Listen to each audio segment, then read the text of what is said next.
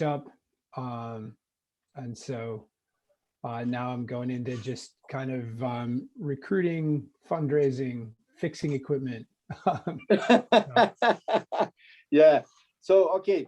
So guys, first of all, Eric, in my name is Toby, and our staff from the Duke City, I say thank you to you to take your time with us. We know each other for a long time ago for the Olympic fencing, and it's a great pleasure have you here, and a great honor. And this will be good to me because I'm the college fencing for me is one thing not totally new. I don't understand enough about this. Right. Where I come from. It's just gold, silver, or bronze. If you don't have one of those three medals, you are not in the picture. No, sorry. Try next one. So, but for me, it's totally different. A, triple A, Div1, Div2. I just understand one and win and loser. All this. Right. Okay. So, Eric,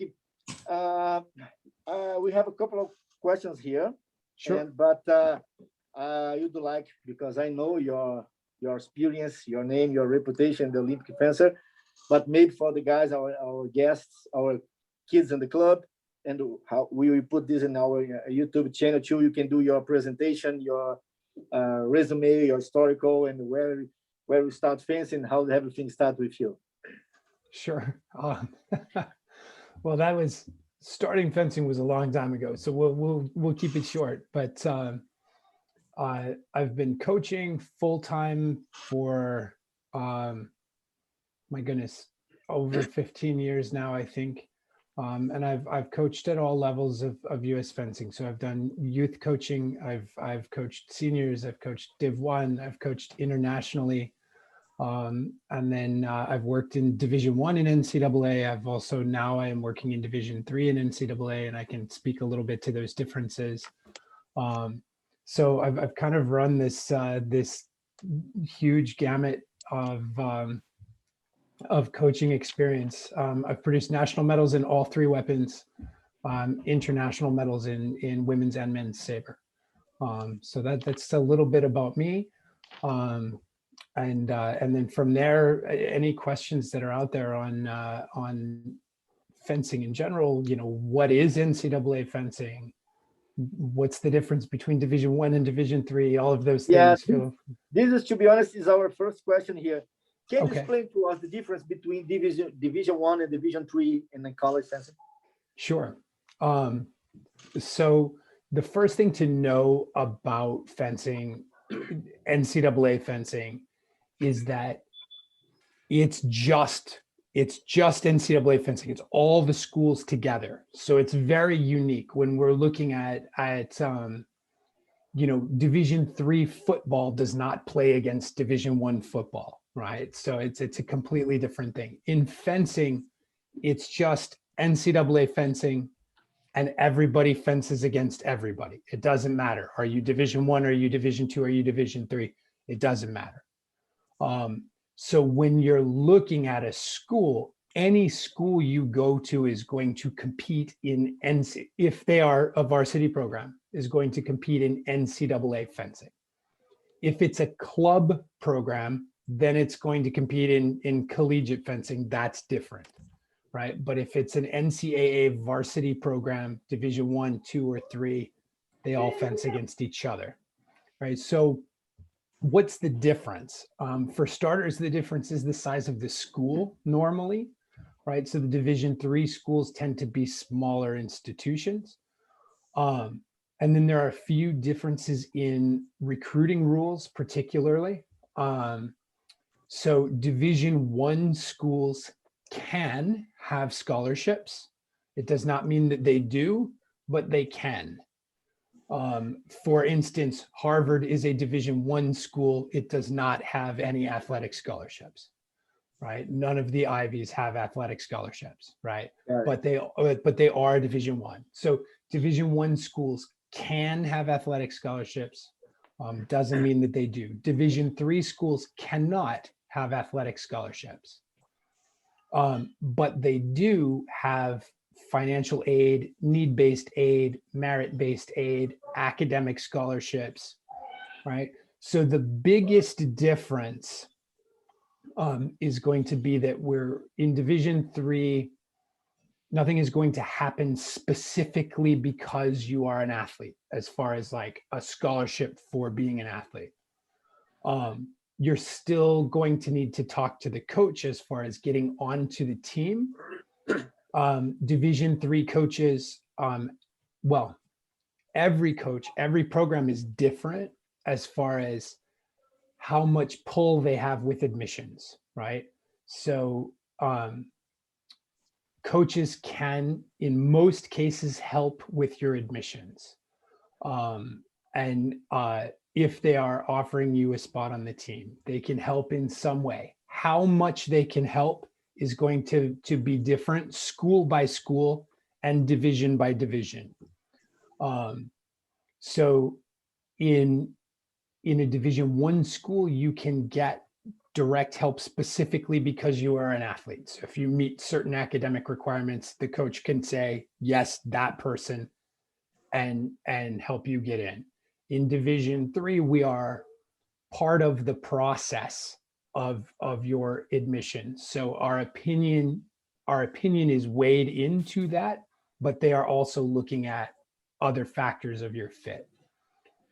In reality, it's very similar, but the rules are written differently.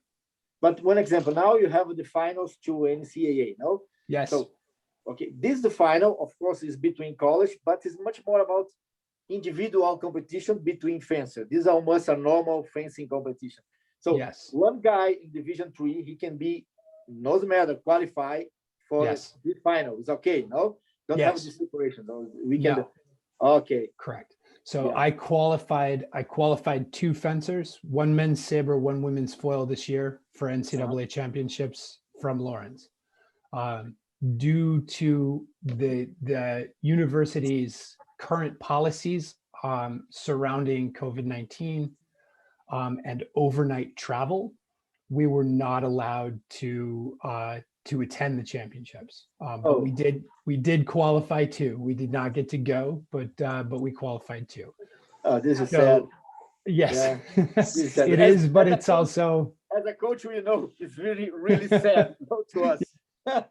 but the policies that the university has put forward are also there, right, to keep everybody safe, to keep us from bringing COVID back to campus. So on the flip side of that, our campus has been under 1%. So for pretty much the entire year, we had a tiny spike of, I think, 1.2 or 1.3% just after Christmas. And then we were down to 0.01 or something for a bit. So the policies are making a difference and really helping. So yes, it was disappointing, but I also understand where it came from.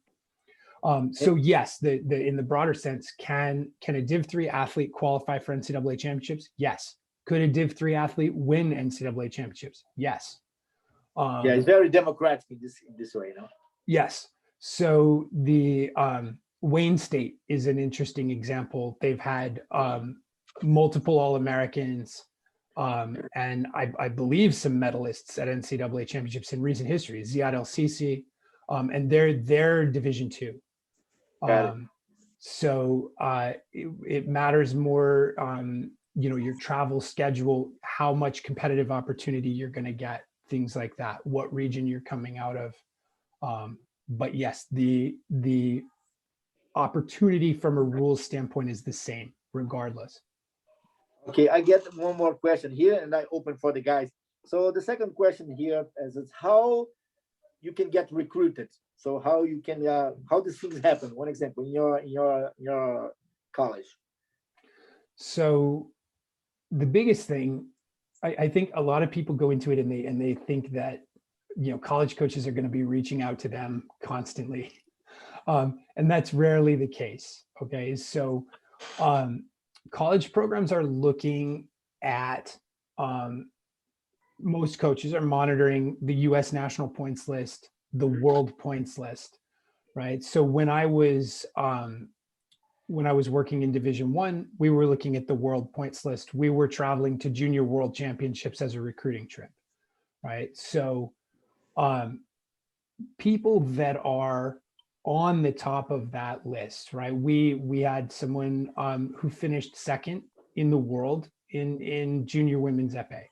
We reached out to her, right? So, but if you're not talking like top of the world points list or maybe top 20 in the US points list, you're not going to be getting emails from the coaches. Your job is going to be to email that, right? Does it mean that you can't fence in college? No, right? So the statement, the big statement I want to make is, if fencing in college is your goal, if that is what you want to do in college, that's like in your top 3 most important things to do while you're in college, you will fence in college, right? There are enough opportunities out there that you can fence in college, right?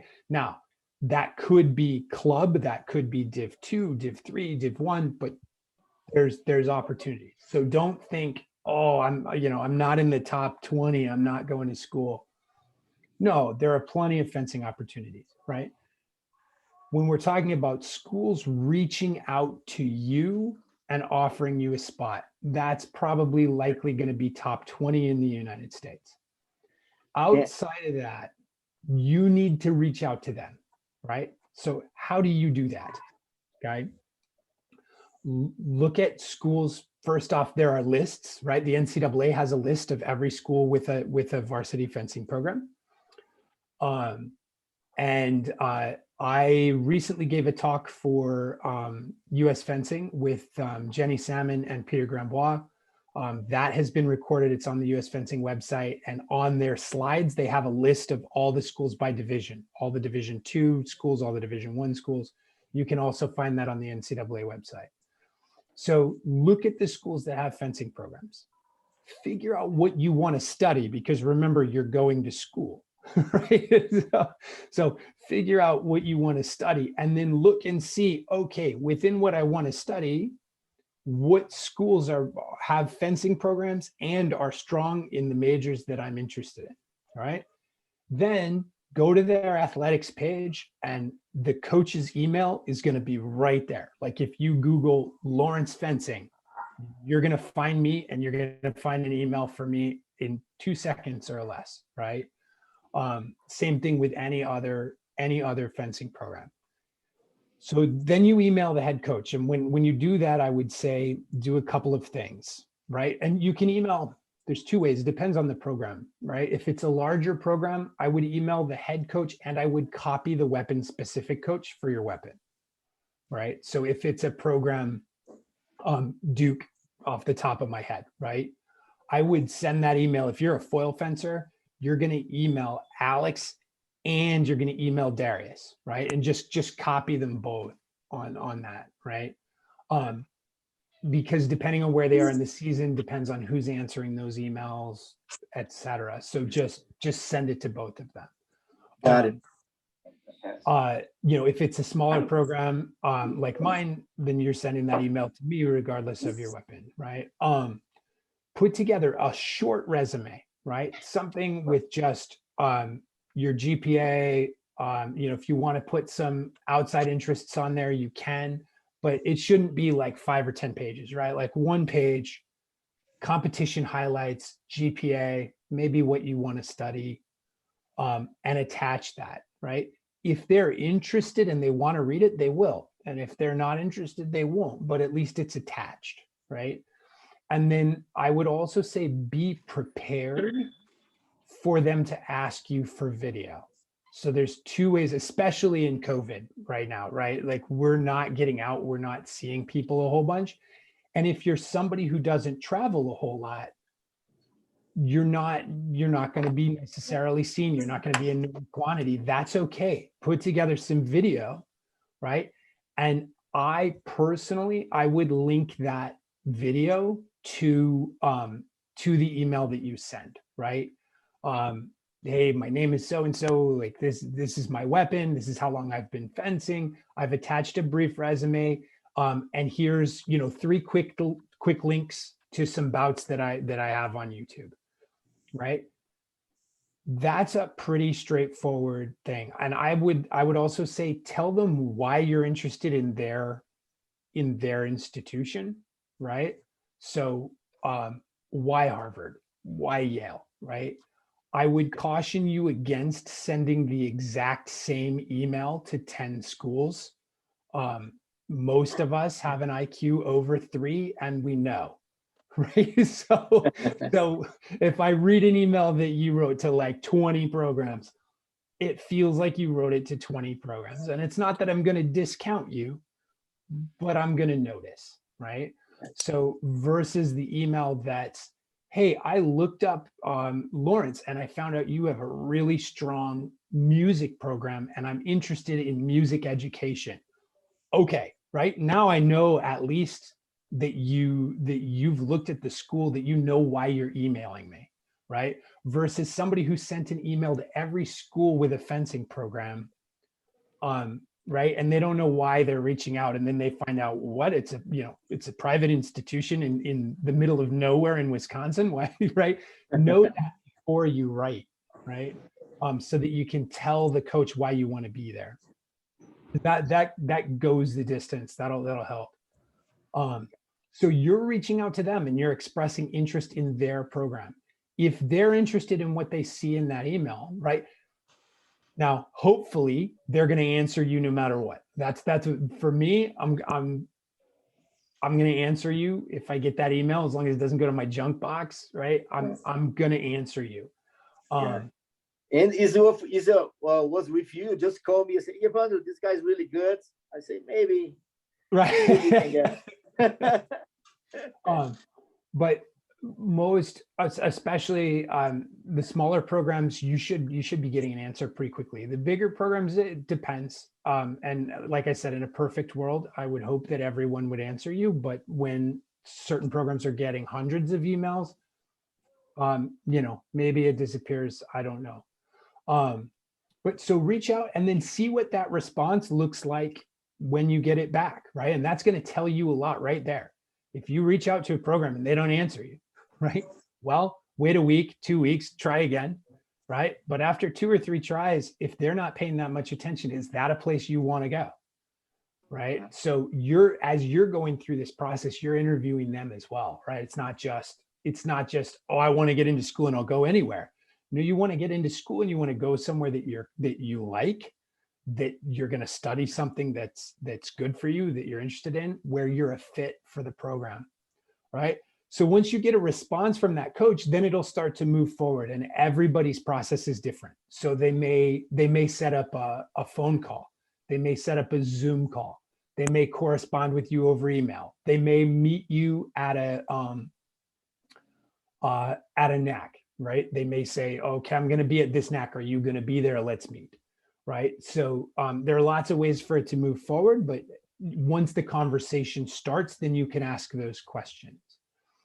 Yes, Eric? Yeah, that's right. And when's normally the right time to start sending out emails? So fall, well, for Div 3, the moment you're a junior, so the moment your senior year or your sophomore year ends, you can reach out to us and we can talk to you. For Div 1, it's a little later than that. I think they've moved an exception to where they can talk to you at summer nationals now, but it used to be August 1. And I would have to double check that. So the earliest point would be summer before your junior year. I would say, like, if you're super proactive, you can do that. Sometimes depends on the program. Sometimes the coaches aren't, as connected to their email in summer. So you could shoot an email right before summer nationals if you're going to fence, right? And you say, I'm a rising junior, right? Always put your year in there, right? I'm a rising junior. I'm going to be fencing at summer nationals. I'm interested in your program. If you get a chance to come watch me or you have time to meet, like, that's one way to do it. Otherwise, like a rough timeline, what I would like, so that you're not like trying to, did he say August 1st or 2nd? Or think about reaching out in fall, right at the beginning of your junior year, making those connections, right? And then you're gonna be applying to an institution. If you plan to fence, right? Division 1, Division 2, Division 3. If you plan to fence, you're going to be applying in fall of your senior year, like very early, right? So you need to make that decision of where you're going to apply. You use your junior year to make those decisions, right? Any strong program is going to need you to apply early decision, which is November 1st, or early action, which is also November 1st, right? And then are there opportunities after that? Yes, they just get fewer, right? As spaces disappear. So it's not to say that you couldn't apply regular decision and get in. That happens a lot. But if you're going after your first choice, like I want to go to whatever school, you're looking at applying November 1 of your senior year. So then you're starting those conversations in September of your junior year, which gives you that your whole junior year to meet up with that coach at a Ncaa, right? Or a couple Ncaa's, to have Zoom conversations, to ask email questions, to go visit the campus, right? So it seems like a long time when you're going like, wow, I'm going to be a year in recruitment. But let's say there's 5 schools that you're serious about. You're talking about meeting with 5 different coaches at Ncaa's, and they're all not all necessarily going to be at all the Ncaa's, right? And then, okay, going to visit the campus, 5 different campuses that are likely going to be in 5 different states, right? So when you start doing the math on all of that and figuring out where it works, it's going to take you a year to get all the information that you need, right? And then by fall of your senior year, that's when you're putting those applications in, right? If you apply what we call early decision, right? So if you're in a scholarship position at a Div 1 institution, they're going to have you apply early decision. So you would apply November 1, and you can only apply to 1 school early decision. And if you get in, if you're admitted, it's binding. It means you're going, right? And so that's how, like when you're looking at the top 10 programs, if you're getting recruited, you're getting a spot, that coach has offered you a spot and some level of athletic aid, that's going to be a process. They're going to make you an offer September 1. You're going to know, and you're going to be locked into that by November 1.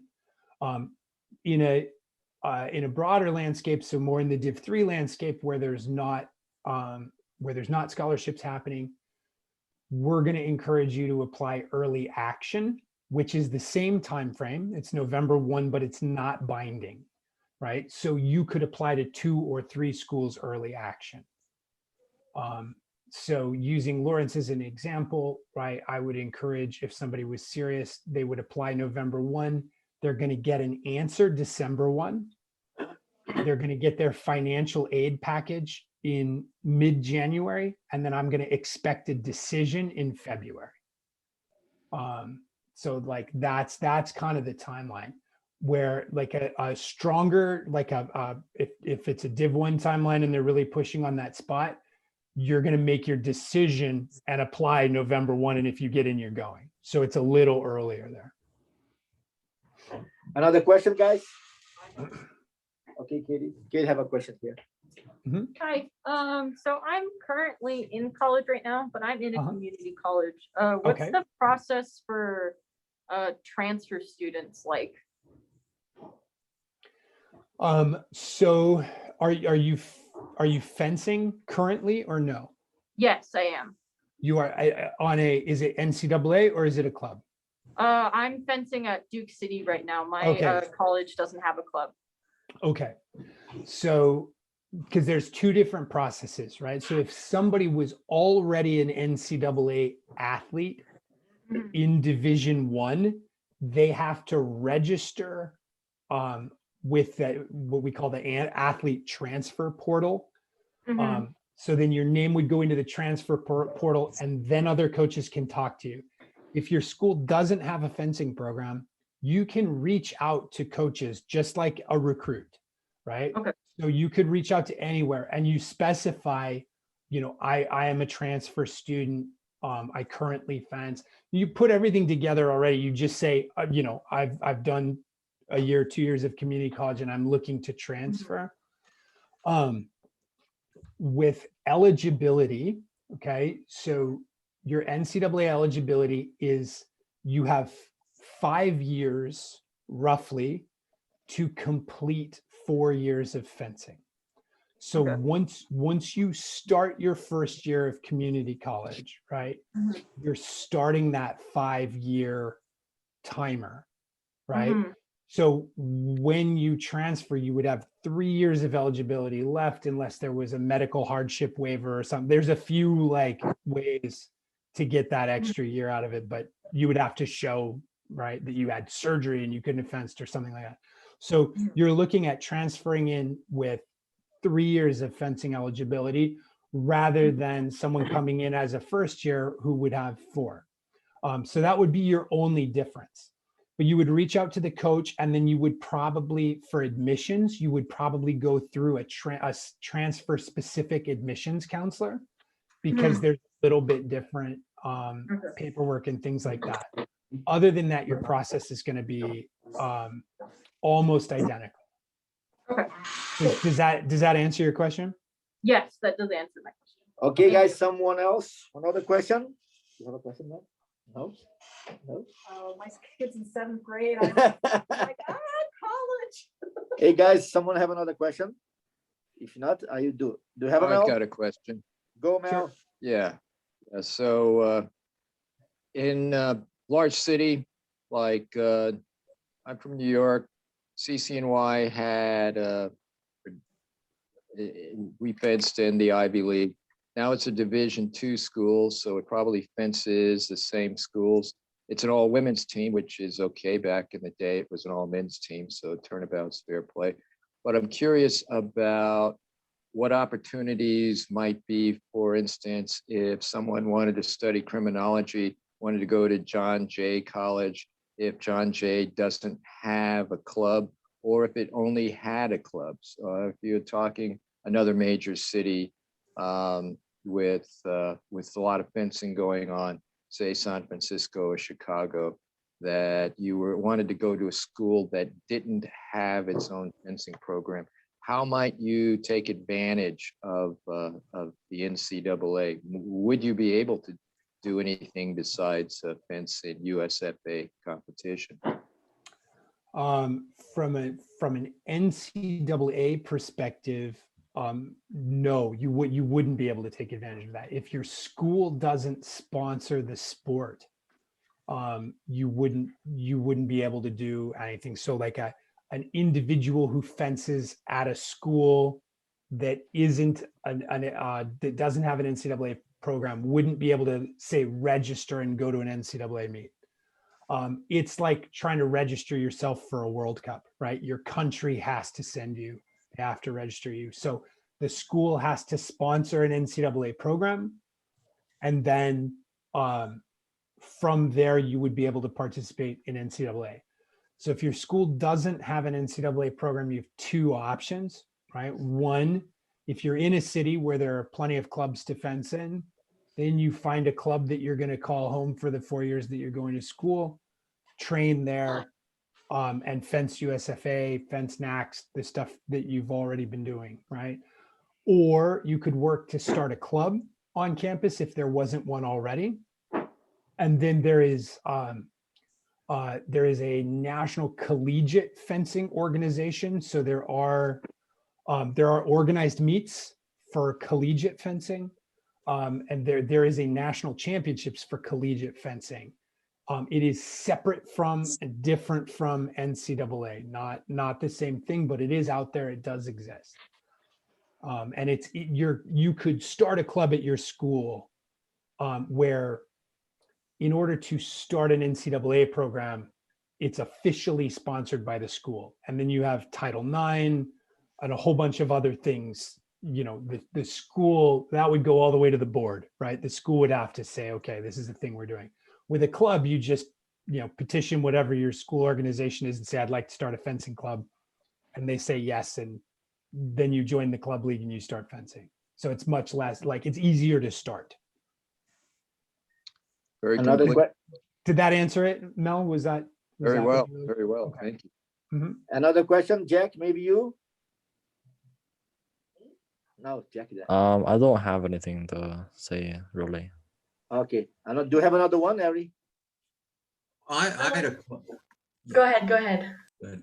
No, I was just curious, given the number of colleges that have canceled their fencing programs this year, what's happening with collegiate fencing overall? I mean, do you think some of these programs will be coming back, or think they're going to be gone at least for the foreseeable future? What's happening out there?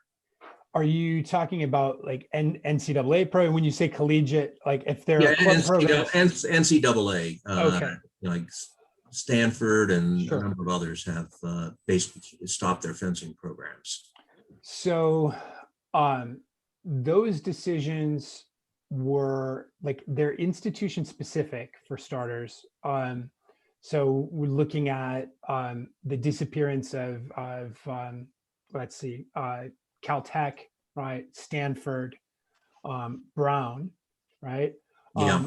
Brown was actually reinstituted as a women's only program. So they cut it and then they brought it back. They're now planning to sponsor a women's program.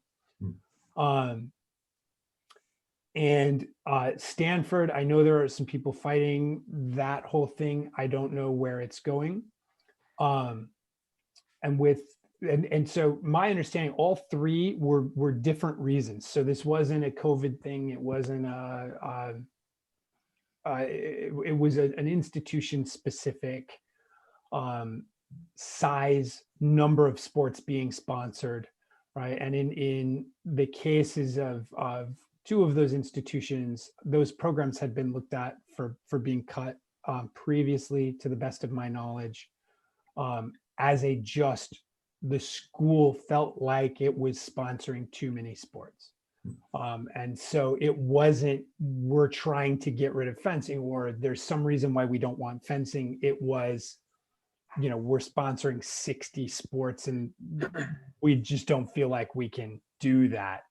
So what are we going to look at, right? So they were very program specific choices.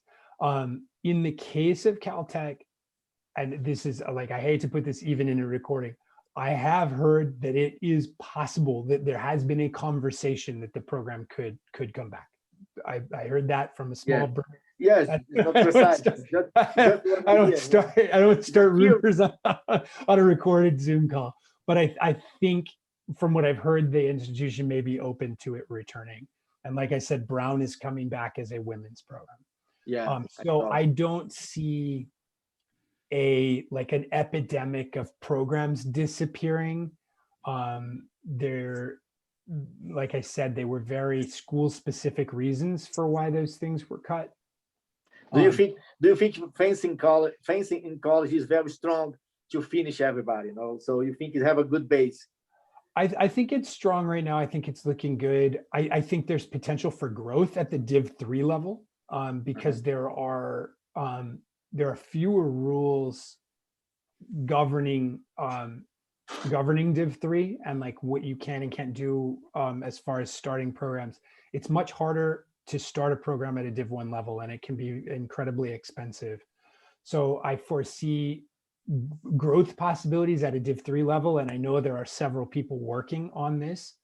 But when people say, do you think D1 is going to grow? No, I don't think so. But I also don't think it's going to disappear.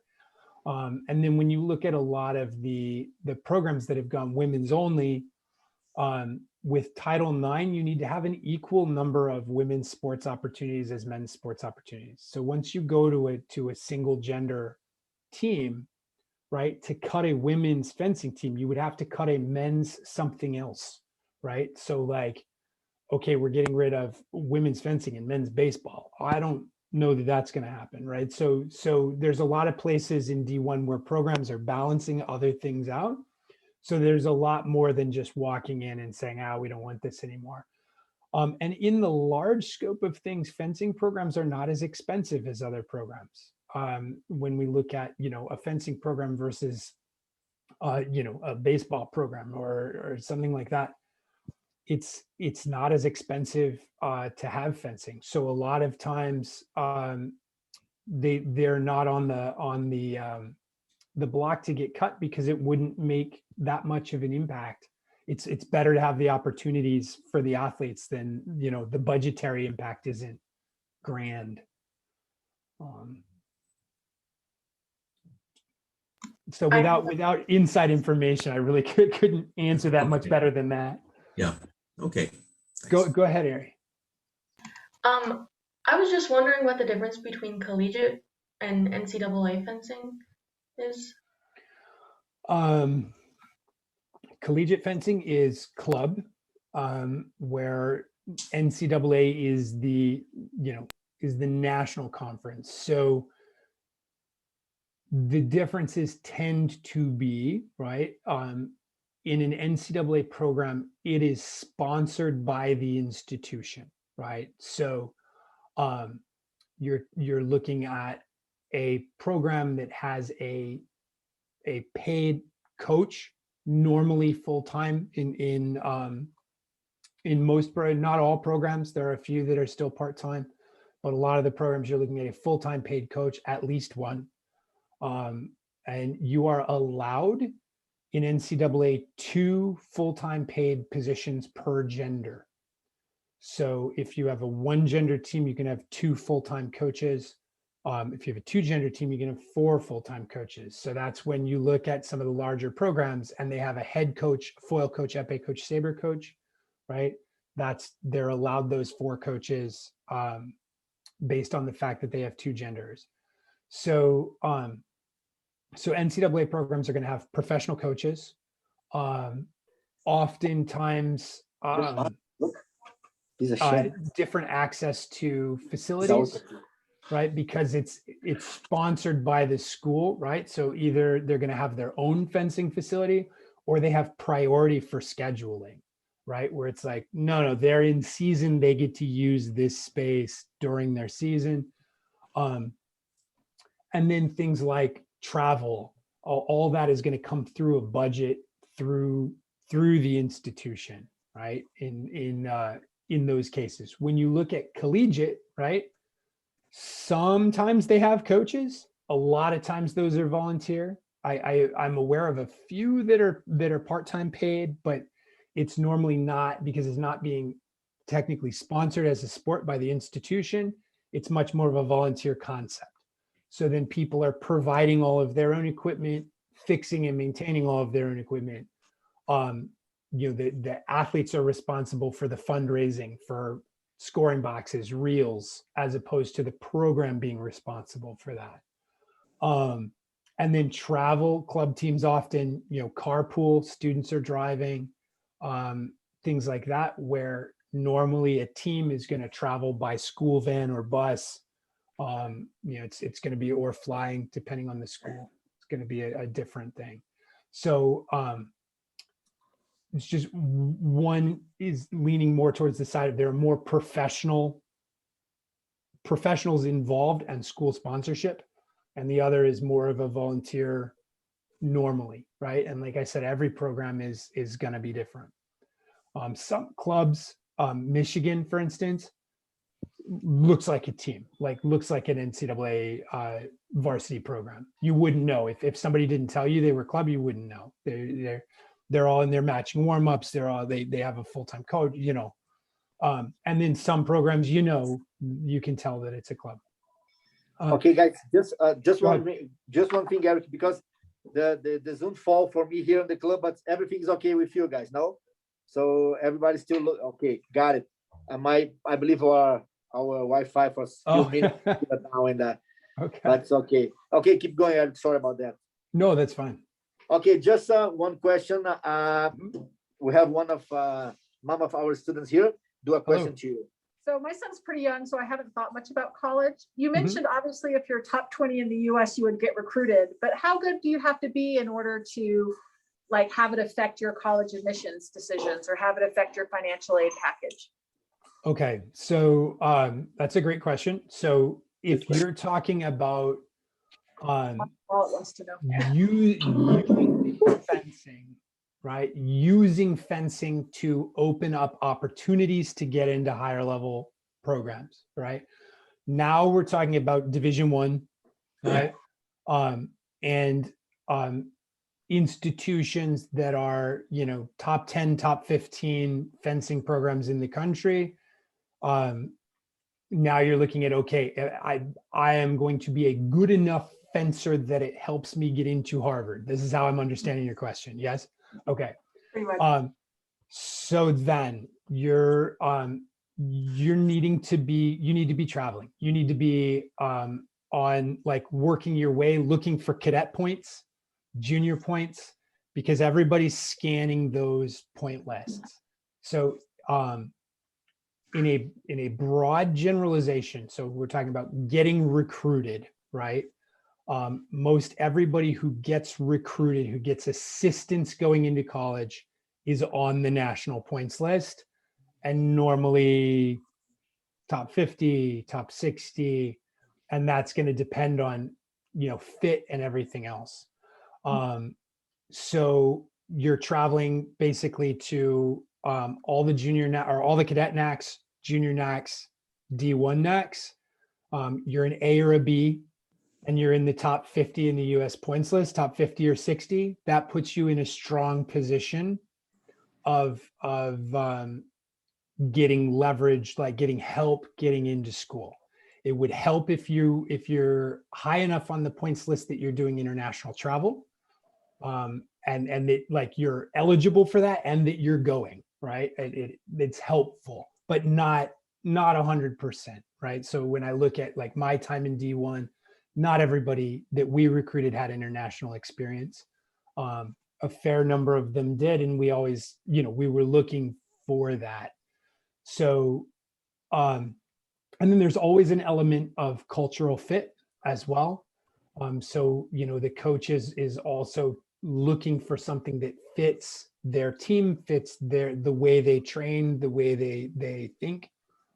So there's some of it is just right time, right place. But if you want to position yourself for that, being on the junior points list in the top 50 is strong, and then keeping your GPA up, because you're still, for all of those schools, you're still going to need, even with the athletic help to get in, you're still going to need a decent like GPA in the between 3.7 and 4.0, SAT scores plus or minus around 1,300 with athletic help, and every program is going to be different. So that's a broad brushstroke generalization.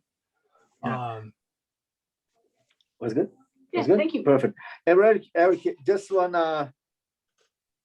this is my question for you is so one former Olympic coach to another former Olympic coach. So as I told to me about college is everything a new deal, but I understand some things. And my question is, because you know, probably you understand very well my question. So we know, to us, let's back when we was Olympic coach, is one thing we know, okay, now I lost my student maybe for good, is when he take the decision to go to a college to do fencing. No, because you know, it's a different level with different coaches, and when they back 4 years, he passed 4 years in college, when they back, the other guys will pass her over and you're done. But you think today these things change a little bit? They are more nice with real stars when go to the college, because these guys need to go to the World Cups, need to go to World Championships, and in the past this not happened. And we know, okay, I lost. This guy never more back for the high level fencing. This changed a little bit today or not? Because I was the example, you know, Montserrat Viveiros, my student from Paraguay, that's top 10 world junior now. She's in Ohio State now. And we get a conversation last week, and she get me the idea to, before the pre-Olympic, past 2 weeks with me to training here to go to pre-Olympics. But she believed the university not to give permission to her take off now, because she was for 3 or 4 World Cups, and she take off too much, the university. And she sent a message, hey, coach, I believe I don't go to the next, to Tokyo, maybe let's try Paris, because Tokyo, I think I don't get the place. It will be hard to train. So this works different to school, or if this happened with you, with your experience like a former Olympic coach, you try figure out one way to help the students, or you need to realize, okay, you are done. That's a great question. Yes, it's changing. It's changing a lot. And I'll answer your question. I'll also make it a little more general for everybody else as well. Is the important thing is to know what you want out of your college experience, right? So you need to, if you don't know what you want, you'll get whatever you find, and that's okay, right? But don't come out of that and go like, well, I wanted this and I didn't get it. Did you tell anyone that that's what you wanted? Okay. So if you have goals, right, you need to write those goals down for yourself so you know what they are, right? And then you need to look for an experience, a college experience that can facilitate those goals, okay? So write them down in order. There is a big difference between I want to fence in college, I want to fence in college and go to NCAAs, I want to win NCAA championships, I want to get out of college and then go to the Olympics, I want to go to the Olympics while I'm in college. All of these are very, very, very different things. And if you don't talk to the coach about it at the beginning, you're likely to be surprised, right? When you go to do something, if you express that goal late, it's unfair to the coach. They didn't know either, right? So have those conversations in recruitment, right? So to answer your question, Evandro, if someone wants to go to the Olympics, right? When I was at Northwestern, we had people competing on their national teams, right? And when we were recruiting them, they would say, I am on the national team of my country. In order to stay on the national team of my country, I must attend this event, and this event. Is that okay? Right? And so we would sit down, we would look at the calendars, we would talk with their coach, talk with their federation, make sure that everything was okay. And then we would say, yes, we will make sure that you can do that. So while I was at Northwestern, one of my students from Northwestern, her national standing at home actually improved. She won the Turkish national championships in saber. She was still competing internationally. We had another athlete I was working with in foil. Her goal was Tokyo, and her world standing in foil improved while she was at school. But we would have a meeting every fall and sit down and say, okay, what's your World Cup schedule? What's our schedule, right? What tournaments do we know you can't be at? Okay, we're marking those on the calendar now. So then we're making sure we're getting you the right meets for your NCAA season, right? So her world standing improved, and she was a two-time All-American in foil, right? But that was me working with her, communicating with her coach, her forwarding emails from her federation, forwarding emails from her coach. So you have to have all of that communication happening. And then knowing who's in charge, right? So if Evandro has a student, right, who is trying to make an Olympic team and they want to come to school here, and I say, if you come to school here, I'm in charge of your development. That's stupid, right? Because I'm not traveling with them. I'm here working with the athletes at the school. Evandro is traveling with them. So if I think I'm in charge of their development, this is a problem. We're gonna have a little bit of a conflict. So you have to have that conversation at the beginning, right? So now we have to have an agreement. This student is trying to go to the Olympics. Evandro tells me what we're doing in lessons. Evandro says, no, Eric, you're working on counterattack and this action and that action. That's what I need by January. And I go, okay, right? And my job is he goes to the tournament with that student in January and they have a counterattack and a parry, right? That's my job because I'm facilitating that goal, right? So clear goals conversations are very important. And then coaching fit becomes very important, right? Yeah. So I'm French trained. Evandra's French trained. If someone else were trained in a different system, and then I'm working with their student while they're trying to go to the Olympics, is this the best idea? Maybe not, right? Yeah. Not unless we know each other and we've worked together before, right? So you have to now think, okay, what coaches are going to work the best with my coach? I need the smallest style change that I can get, right? So switching vastly from style to style, not good, right? So you have to think about all of those things, then reach out very specifically to those schools, then communicate those goals, right? And then ask for any goal you have, for anything you're doing, ask, right? Do you support NAC travel? Do you fund NAC travel, right? Some schools have the budget that they will pay for you to go to NACs if you're on the team. Some schools don't, right? A couple of schools are able to fund World Cups for some of their athletes. Most schools can't, right? But those, again, are conversations when you're talking with that school. Ask up front, ask before you commit. And that's why you're taking that whole year for that process. Yeah, and I believe for sure, if you have a good name and good results, and one college want you, and you say, okay, I want this college, but this is my rules. Do you accept? Not, I go to another.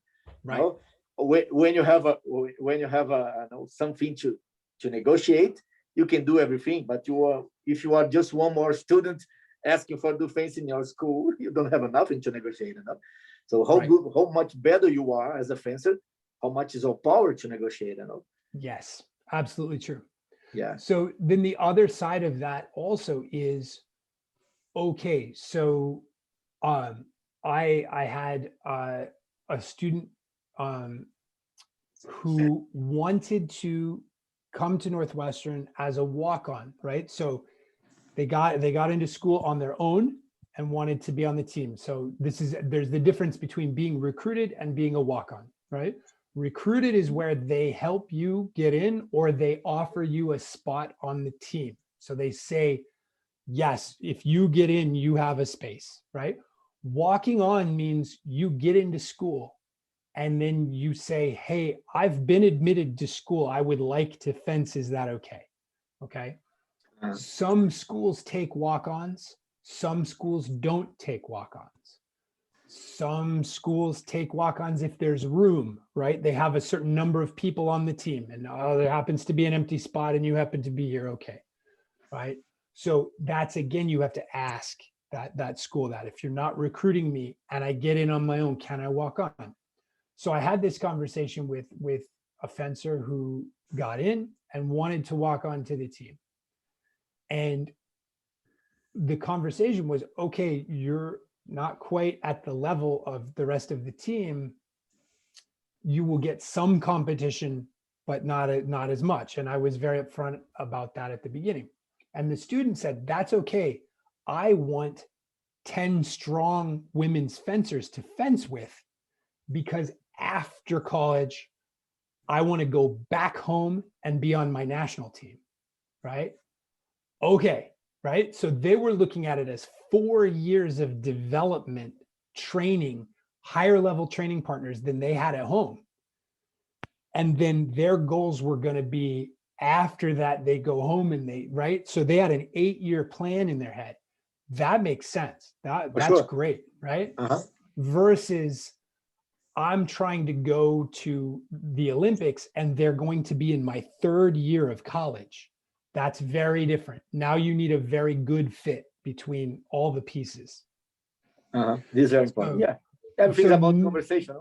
Yes. You have to know your goals, know what you want, and then have the conversation. I can't say that enough. Yes. Okay, Eric, it was guys, one last question. Someone else? Okay, go Eric. And the last one, because Eric need to go home. I was just wondering, when fencers send you videos and when you meet fencers at national competitions, are there any particular traits that you're looking for? Every coach is looking for something a little bit different. But and there are groups of coaches, right? There are certain coaches that I can say, if there is something interesting that I see in someone, I guarantee there are 3 other coaches that I know very well that will also be watching that person over my shoulder, right? So, but each program is looking for something a little bit different. So I would say, first off, be yourself. Don't try to be what you think someone is looking for. Be who you are, because what you're looking for is a mutual fit, right? A mutual fit between you and the institution. So you could go out of your way to make yourself look like you fit when you don't, and maybe fool somebody and get in, but then you're going to get in and hate it because you don't actually fit, right? So the admissions process shouldn't be scary. I know it is scary, but it should be less scary, because you're looking for the school philosophy, and the team philosophy and your philosophy to overlap, right? It's somewhere you're going to go, and you need to be comfortable for 4 years. You need to like it. If you don't like it, you're not going to want to go to practice, and then your fencing is going to be terrible anyway, because you stop loving it, right? So a lot of times people will say, oh, somebody got into college and they got worse. That's usually because they got into college, they found out it wasn't what they were looking for, and they stopped going to practice.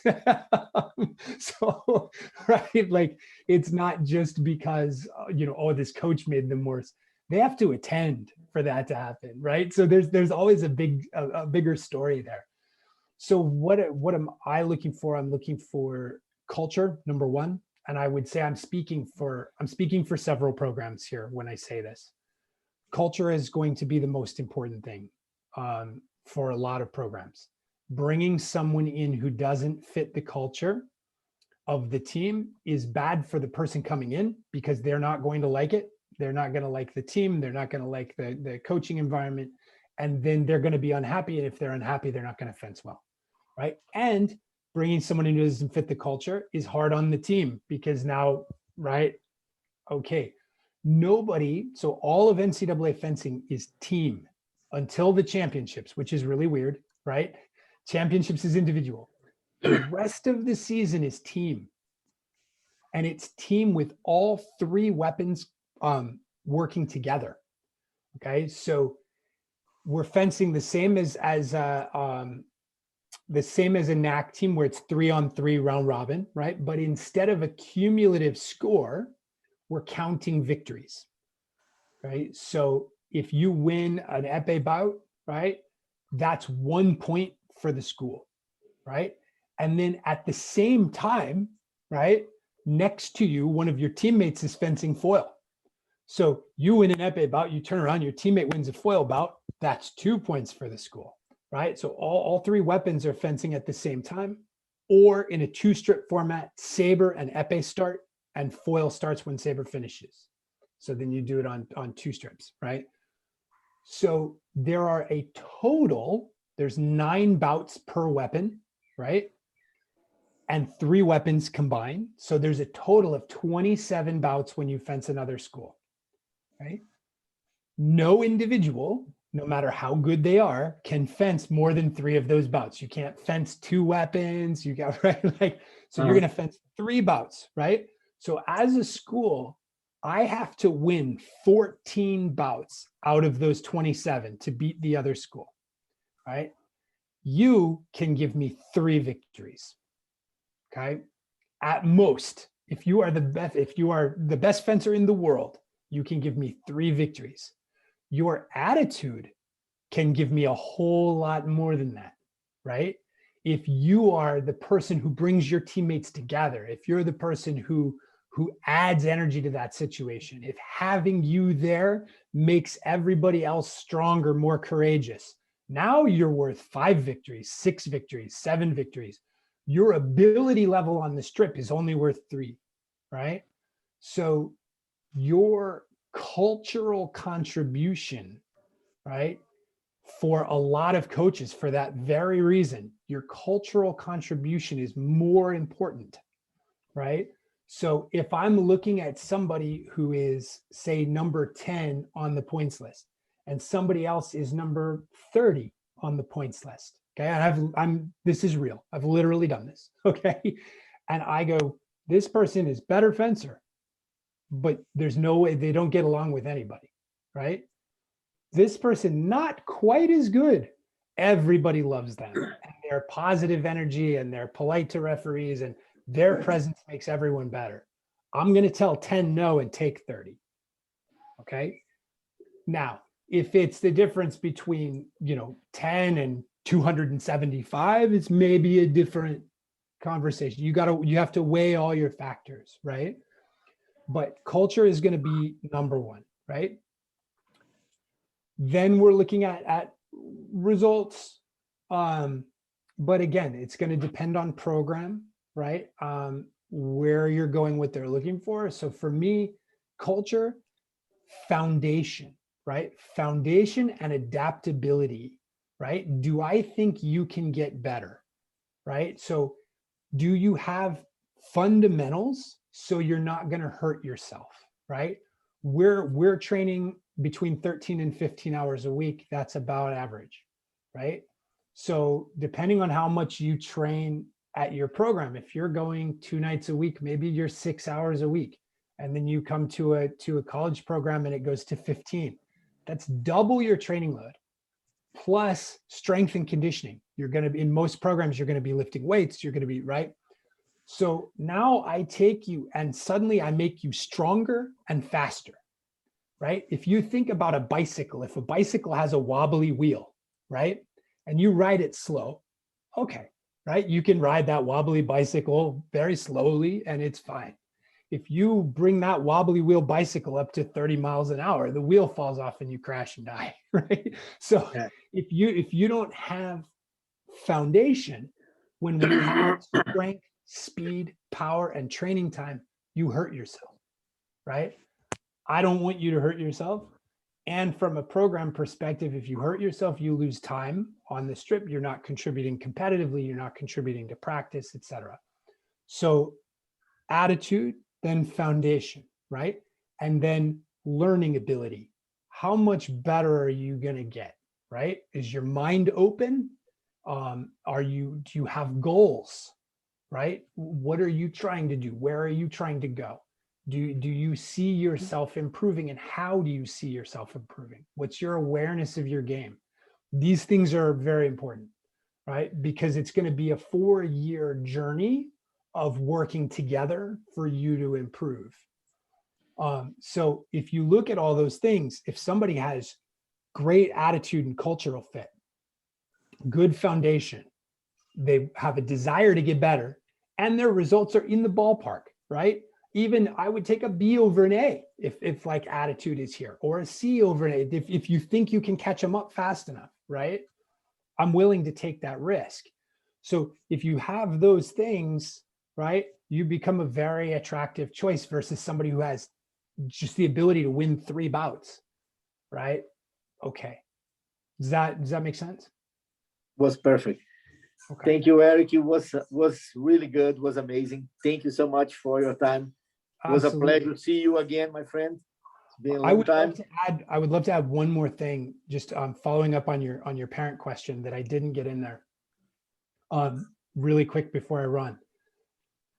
Scholarships, so when we're looking at D1 programs, there's two different mindsets and you need to separate them. Being high enough up the points list to get recruited so that you have an admissions advantage. Okay, that's one thing, right? Scholarship is a different thought process for the following reason, okay? the most scholarships, the biggest scholarship package that any school can have is 5 in women's fencing and 4.5 in men's fencing.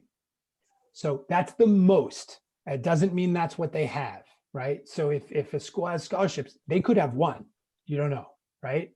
But the maximum is 5 in women's and 4.5 in men's, right? Those scholarships, and that's across the 4 years, right? So if I give Ivandro 100%, I've locked up that 100% the whole time he's at school. I have 4 left, or well, I have 3.5 left in men's, right? So for the whole time he's there, when he graduates, I get that back. So it's not 5 per year, it's 5 total, right? Or 4.5 total. So now when I look at how many people are on the team, does everybody on the team get a scholarship, right? So at Northwestern, in order to help with admissions, we also had to give an athletic scholarship. Every program is different, right? But so then you say, okay, 34 women on the team, 5 scholarships, 5 divided by 34. And then look at the cost of admission, right? Okay, versus a financial aid package at a smaller liberal arts institution is likely, right?